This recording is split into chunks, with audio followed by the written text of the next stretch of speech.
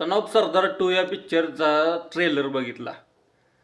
काही गरज नव्हती असला सिनेमा बनवायची. असं वाटतं की पिक्चर नाही, चेष्टा चालल्या.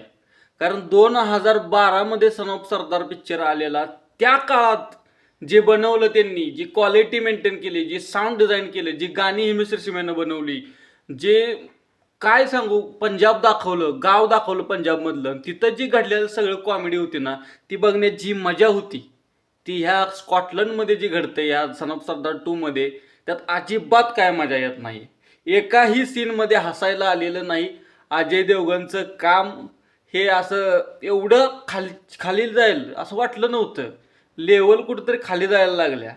आधी बघितलं रेड 2 काढला, रेड 2 पण ॲव्हरेज फिल्म होती, तरी ते सिक्वेन्स असल्यामुळे चालली.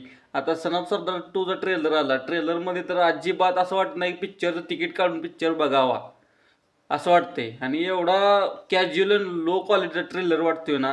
काय गरज आहे तुम्हाला स्कॉटलंडला जायची? भारतात शूटिंग करा ना. भारतातली कित्येक गाव आहे तिथं शूट करा. काय तर चांगली स्टोरी लिहा. ही काहीतरी ते गाणं तर बघितलं, पहिला तू तुझ्या तू तिच्या, काय गाणं आहे ती? नाही. आत्ता आपण 2025मध्ये आहे. त्या क्वालिटीचा सिनेमा हा नाहीये आणि निराश केलं या सिनेमाच्या ट्रेलरनं. बघू काय होतंय आता. चांगला असला तर असला, बघूया चला.